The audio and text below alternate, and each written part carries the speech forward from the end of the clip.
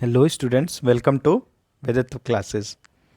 आज हम seventh class की एनसीईआरटी ज्योग्राफी का तीसरा पार्ट करने जा रहे हैं, पहले चैप्टर का इन्वायरमेंट का।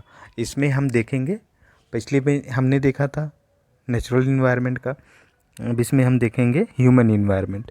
Human beings interact with the environment. Human beings किससे इंटरेक्ट करते हैं? इन्वायरमेंट में। And modify it according to their need, और उसको मॉडिफाई करते हैं अपनी आवश्यकता अनुसार। बहुत ज़्यादा गर्मी हो रही थी, कूलर से काम नहीं चल रहा था, तो किसी ने एसी इन्वेंट कर दिया। अब एसी तो मॉडिफाई, घर के अंदर का इन्वायरमेंट मॉडिफाई कर दिया एसी ने, पर बाहर का इन्वायरमेंट धीरे धीरे ख़राब कर रही है। जो गैसेस निकलती हैं वो तो नुकसान कर रही है ना पर्यावरण को। तो ये चीज़ें फिर अब धीरे धीरे ऐसे ही जैसी चीज़ें, कार चाहिए थी, फिर सुपर कार चाहिए थी, फिर ज़मीन पे कभी चल रहे थे तो कभी जहाज़ चाहिए थी। तो धीरे धीरे इन्वेंशंस होते गए, रॉकेट आए, स्पेसशिप आए, सब। तो सारी चीज़ों को लॉन्च करने में, हर चीज़ को लॉन्च करने में एक एनर्जी चाहिए, और वो एनर्जी किसी न किसी कॉस्ट पे आएगी। और वो कॉस्ट क्या होता है? वो जो पर्यावरण में जो चेंज होता है वो कॉस्ट हम पे करते हैं। तो यही चीज़ हम आगे इसमें देखेंगे कि इंसानों का पर्यावरण पे क्या प्रभाव है।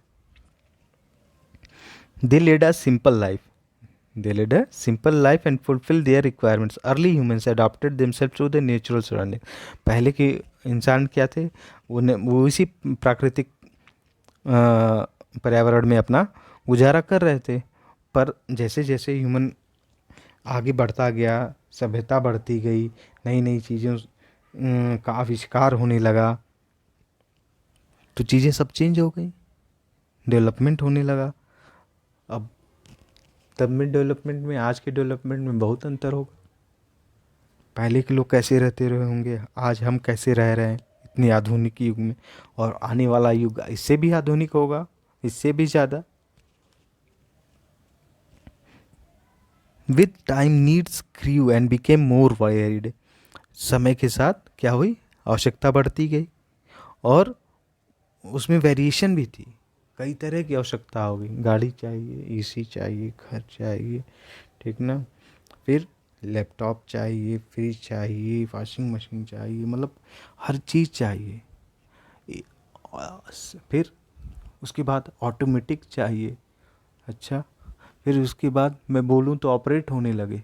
तो सारी चीज़ें, सब चीज़ें क्या आ रही हैं? एक कॉस्ट पे आएंगी ना, और उसका कॉस्ट पे कर रहा है इन्वायरमेंट, पे कर रहा है, क्योंकि सारी चीज़ें तो इसी धरती से निकलेंगी ना।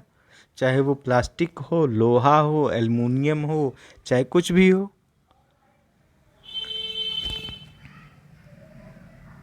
Human learns new ways to use and change environment.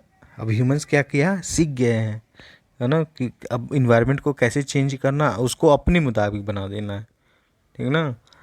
अब राजस्थान में खेती नहीं होती थी तो वहाँ खेती करेंगे, रेगिस्तान में खेती नहीं होती थी तो वहाँ खेती करेंगे।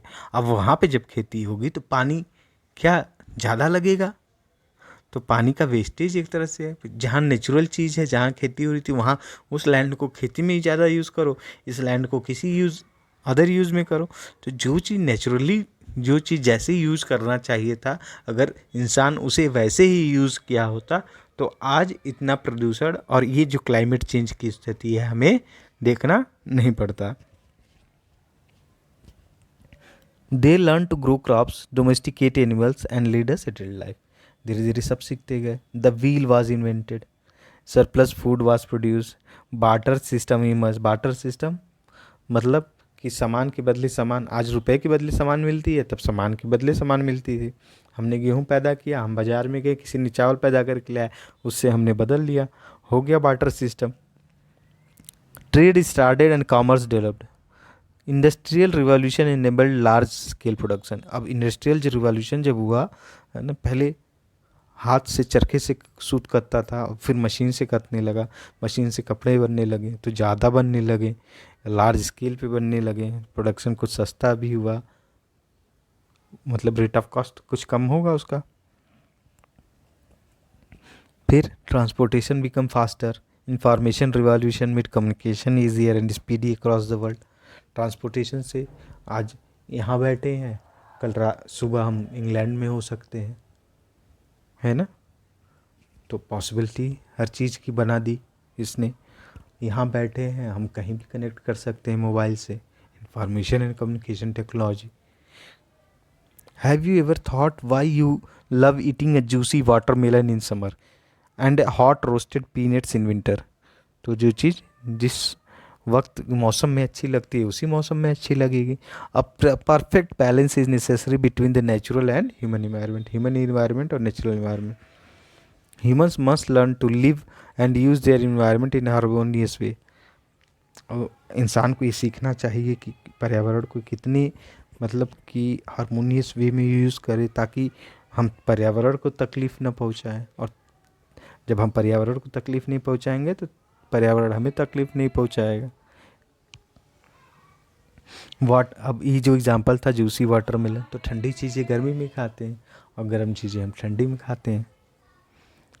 नूरी, a girl from Mizoram from Ravi's class, often talks about the lush green surroundings.